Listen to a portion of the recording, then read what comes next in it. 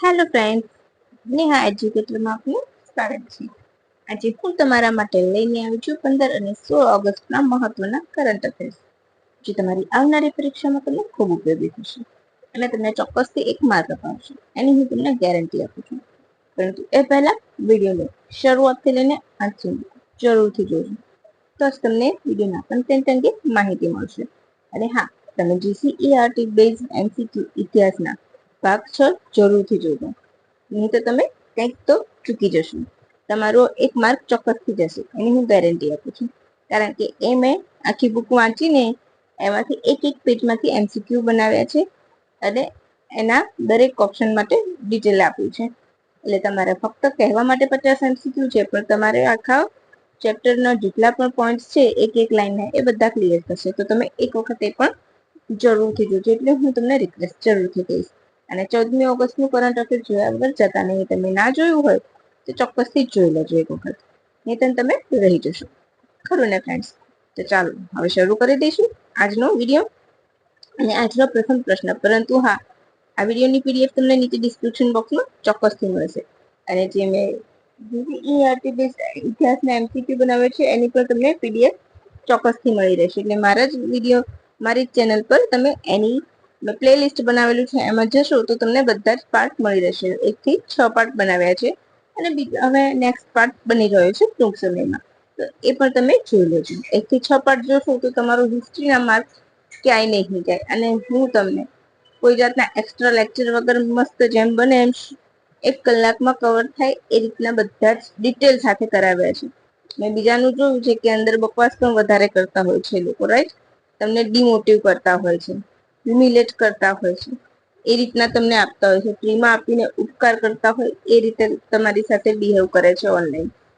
મેં જોયા છે વિડીયોઝ, એટલે કહું છું કે તમે એક વખત મારા વિડીયોઝ જોજો, તો તમને પણ આઈડિયા આવશે કે એ બંનેની વચ્ચે શું ફેર છે. હું પણ તમને એ જ આપું છું, પરંતુ તમને ફેમસ વસ્તુ અપમાન સાથેની લેવી ગમે છે, રાઈટ? એટલા માટે ચાલો હવે શરૂ કરી દઈશું. ચાલો છોડો એ બધું, તમે એની ડાયરેક્ટ PDF પણ ડાઉનલોડ કરી શકશો, બરાબર? અને આ વિડીયોની લિંક તમારા મિત્રો સાથે શેર કરજો. હવે આપણે આજનો પ્રથમ પ્રશ્ન જોઈ લઈશું. રાજ્ય કક્ષાએ ભારતનો સ્વતંત્રતા દિવસ ક્યાં ઉજવવામાં આવ્યો? Option A Ahmedabad, option B Bharuch, option C Rajkot, option D Porbandar. તમને ખબર છે રાષ્ટ્રીય પર્વ છે, એટલે જે રાષ્ટ્રીય લેવલનું હોય તો લાલ કિલ્લા ઉપર જ ઉજવાતું હોય છે, બરાબર? પરંતુ રાજ્ય કક્ષાએ પણ ઉજવાય છે. રાજ્ય કક્ષાએ ક્યાં ઉજવાય હતો? તો અહીં આપણો જવાબ આવશે ઓપ્શન D પોરબંદરમાં. ક્લિયર? પોરબંદરમાં. હવે કયા નંબરનો હતો? તો 79મો, 79, બરાબર? એમાં જોવાલાયક શું તો પોલીસ પરેડ અને હોર્સ અને ડોગની કરતબો આકર્ષણનું કેન્દ્ર બન્યા હતા.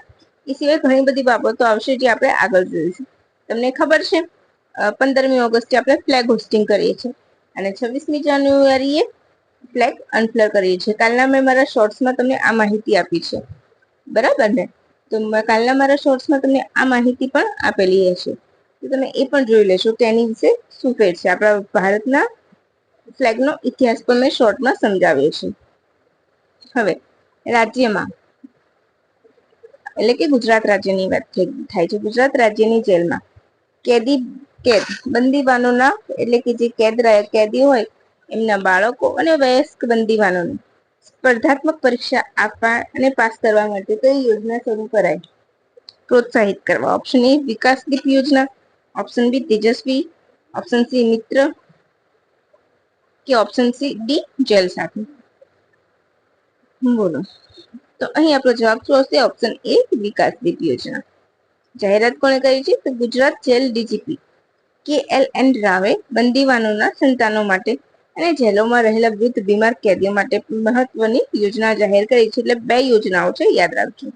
એક તો બંદીવાનના સંતાનો અને વયસ્ક કેદીઓ માટે સ્પર્ધાત્મક પરીક્ષા આપશે તો એમના માટે વિકાસદીપ યોજના છે, અને વૃદ્ધ બીમાર કેદીઓ માટે પણ અલગ યોજના છે. એમાં બંનેનું હું તમને સમજાવીશ, બરાબર? પ્રથમ પરીક્ષા જો એમાં શું છે, કેદી પ્રથમ પરીક્ષા પાસ કરશે તો 5001નું ઇનામ, મુખ્ય લિખિત પરીક્ષા પાસ કરે તો 10,000 અને નિમણૂક પામે તો 15,001નું ઇનામ આપશે, બરાબર? બંદીવાનના બાળકોને. ક્લિયર થઈ ગયું? હવે રમત ગમત ક્ષેત્રે પણ આ જ વસ્તુ છે. જો રાજ્ય સ્તરે બ્રોન્ઝ લાવે તો 3001ને પ્રમાણપત્ર, સિલ્વર લાવે તો 5,000 એકની પ્રમાણપત્ર અને ગોલ્ડ લાવે તો 7,000 રૂપિયા એક ટ્રોફી અને પ્રમાણપત્ર આપવામાં આવશે. રાષ્ટ્ર સ્તરે 7,000 એક પ્રમાણપત્ર, સિલ્વર માટે 10,000 એક પ્રમાણપત્ર અને ગોલ્ડ મેળવે તો 15,000 એક ટ્રોફી અને પ્રમાણપત્ર. હવે આ ડેટા મેં કેમ આપ્યો છે? તો જ્યારે તમે ડીવાયએસઓ ની પરીક્ષામાં બેસતો ને તો હંમેશા ડીવાયએસઓ ની પરીક્ષાઓમાં આંકડા સાથેની જ રમત હોય છે. એમાં મોટા ભાગે આંકડાઓ બહુ પૂછાય છે. એટલા માટે આ રકમ તમે તમારા દિમાગમાં ફિક્સ કરી લેજો. જો સ્પર્ધાત્મક પરીક્ષા માટે 5,000, 10,000 અને 15,000. 5 એટલે પ્રાથમિક, 10,000 એટલે સેકન્ડ પરીક્ષા અને 15,000 તો કેવી તો સ્પર્ધાત્મક પરીક્ષા. પછી આપણે રમત ગમત ક્ષેત્રે પણ પ્રોત્સાહન આપશે. એમાં 3, 7, 3, 5, 7 એકી નંબર યાદ રાખવાનો. 3, 5, 7 રાજ્ય કક્ષાએ 3, 5, 7 357, રાજ્ય કક્ષાએ 357, રાજ્ય કક્ષાએ 357 અને રાષ્ટ્ર કક્ષાએ તો 700, 7, 10, 15 એટલું યાદ રાખજો. 7, 10, 15, 7, 10, 15 કારણ કે આપણે એવી રીતે યાદ રાખીશું તો વધી જશે. 7, 10, 15 બરાબર રાષ્ટ્ર સ્તરે. હવે આગળ વધીશું. હવે વૃદ્ધો માટે પણ શરૂ કર્યું છે. તો શું? તો કોનો પહેલા તો કેટલી ઉંમરના વ્યક્તિને વૃદ્ધ ગણવામાં આવશે? 60 વર્ષ કે તેથી વધુ ઉંમર ધરાવતા હોય એમના માટે આ યોજના છે. યાદ રાખજો. સીધો પ્રશ્ન એમ પૂછે કે ગુજરાત રાજ્ય જેલ સરકારની જેલમાં કેટલી વયના વૃદ્ધો માટે સરકારે અલગ યોજના શરૂ કરી છે કે એમના માટે મહત્વના નિર્ણય લીધા છે. 70 વર્ષ, 60 વર્ષ, 50 વર્ષ એ રીતના તમને પૂછશે. તો 60 અને તેથી ઉપર. હવે એમાં શું છે? તો વૃદ્ધ તથા બીમાર કેદીઓ માટે અલગ બેરેક બનાવશે. દૈનિક પ્રવૃત્તિ માટે કેરટેકર આપશે. સ્પેશિયલ રેમ્પ્સ દવાખાનામાં અગ્રિમતા સાથે સુવિધા આપશે. નિયમિત તબીબી ચકાસણી થશે એમની. પોષણ વાળો અને આરોગ્યપ્રદ આહાર આપશે. જરૂરી દવાઓ તેમને જેલમાં જ પહોંચાડવામાં આવશે. માનસિક આરોગ્ય માટે પણ અલગ સુવિધા આપવામાં આવશે. તો આટલી વસ્તુ તમારે યાદ રાખવાની છે. બિલકુલ પણ ભૂલતા નહીં. આ બહુ જ આવનારી પરીક્ષામાં આમાંથી પ્રશ્ન આવશે. હવે 10મી AITIGA ટીકા મીટિંગની યજમાની કોણે કરી? ભારત, મલેશિયા, માલદીવ્સ કે થાઈલેન્ડ? બોલો. તો અહીં આપણો જવાબ શું આવશે? Option A Bharat. શું આવશે? Option A Bharat. હવે આપણે જોઈ લઈશું તો કોણ ભાગ લેશે? તો Asian India trade in goods agreement ક્યાં યોજાયા? દિલ્હીના વાણિજ્ય ભવન ખાતે. ક્યાં યોજાયા? દિલ્હીના વાણિજ્ય ભવન ખાતે. બરાબર છે. હાઇબ્રિડ મોડ બેઠક હતી. એમાં આસિયાનના 10 સભ્યોએ ભાગ લીધો હતો. તો કયા કયા આસિયાનના 10 સભ્યો હતા? Thailand, Brunei, Cambodia, Indonesia, Laos, Singapore, Myanmar, Vietnam. બરાબર. હવે ફરીથી રિપીટ કરું છું. કયા કયા દેશોએ ભાગ લીધો હતો? તો Thailand, Brunei, Cambodia, Myanmar, Laos, Singapore, Vietnam, Malaysia, Maldives. બરાબર. આટલા દેશોએ ભાગ લીધો હતો.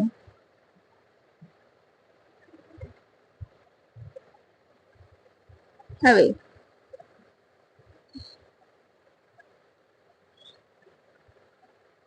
તમારે મને એક વસ્તુ કહેવાની છે.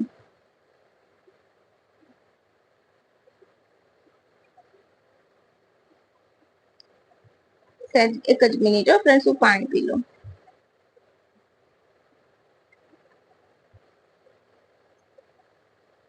આસિયાનનું પૂરું નામ તમારે મને કહેવાનું છે. ચાલો હું કહી દઉં. Association of south East Asian Nations. Association of south East Nations. બરાબર. એશિયન નેશન્સ યાદ રાખજો. બરાબર છે. Association of south East nation. બરાબર છે. 10 સભ્યો હોય છે. હવે આસિયાનની સ્થાપના ક્યારે થઈ હતી? બોલો. એનો મોટો પણ યાદ રાખજો. 1 વિઝન 1 આઈડેન્ટિટી 1 કોમ્યુનિટી. આસિયાનનો મોટો છે, યાદ રાખજો. 1 વિઝન 1 આઈડેન્ટિટી 1 કોમ્યુનિટી. બરાબર છે. યાદ રાખી લેજો. તમારે મને ખાલી એની સ્થાપના ક્યારે થઈ હતી એ કહેવાનું છે. 8 ઓગસ્ટ 1967 થઈ હતી. તો હવે મુખ્ય મથક તમારે મને કહેવું પડશે. બોલો.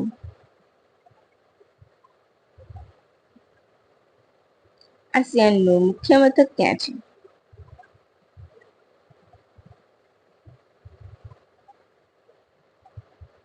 આસિયાનનું મુખ્ય મથક association south East Asian Nations, right?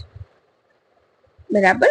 એના સભ્યો કયા છે? 10 છે. Brunei, Cambodia, Indonesia, Laos, Malaysia, Myanmar અને ફિલિપાઇન, સિંગાપોર, બરાબર, વિયેતનામ. યાદ રાખજો 10 સભ્યો. બિલકુલ પણ ભૂલતા નહીં. ઘણી વખત સિમ્પલ ક્વેશ્ચન પૂછાય છે કે તેના સભ્યો કયા છે, અને 2 ગ્રુપમાં તમને આપશે જીપીએસસી, બરાબર છે. અને પછી તમને પૂછશે 1967 તેમની સ્થાપના થઈ હતી. ક્યારે? ઓગસ્ટ 8, બરાબર.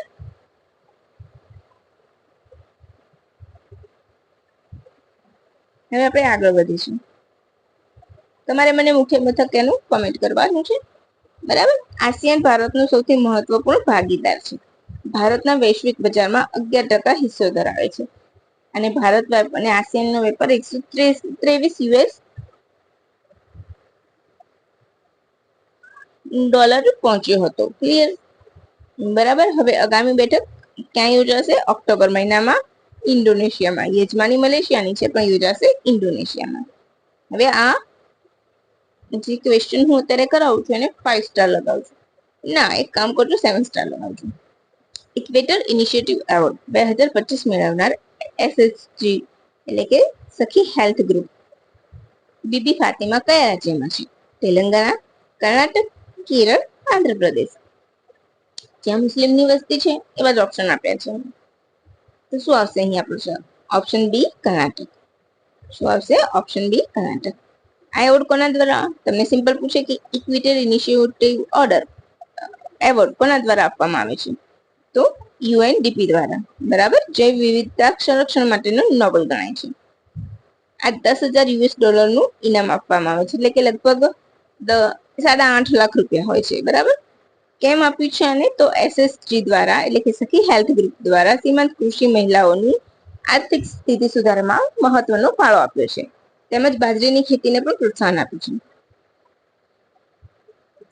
પછી કેમ આપવામાં આવે છે? તો સ્વદેશી અને સ્થાનીય સમુદાય દ્વારા સ્વયં સંચાલિત પ્રકૃતિ આધારિત સમાધાનને સન્માનિત કરવા આપવામાં આવે છે યુએનડીપી દ્વારા. હવે યુએનડીપી નું પણ હું તમને થોડુંક કરાવી દઈશ બેઝિક. આ એવોર્ડની જાહેરાત ક્યારે થઈ હતી? તો 9મી ઓગસ્ટ. તો 9મી ઓગસ્ટ થી આપણને યાદ આવવું જોઈએ કે શું હતું? તો international day four world indigenous people, બરાબર છે. બિરસા મુંડાની 150મી જન્મ જયંતિ. તો વર્ષને બિરસા મુંડા યર તરીકે પણ ઉજવવામાં આવશે. ક્લિયર? એ સિવાય 9મી ઓગસ્ટે આ વર્ષે એટલે કે પૂનમ હતી, તો પૂનમની શ્રાવણી પૂનમે 9મી ઓગસ્ટ હતી, તો સંસ્કૃત દિવસ પણ ઉજવવામાં આવે છે. એ પણ તમારે યાદ રાખી લેવાનું છે. પછી ભારત સાથે કયા દેશો વિજેતા હતા? તો Argentina, Brazil, Indonesia, Kenya, Peru, Ecuador, Papua New Guinea અને તાન્ઝાનિયા. બરાબર. આટલા દેશો યાદ રાખી લેજો. જીપીએસસી તમને આમાં પૂછવી કાઢશે.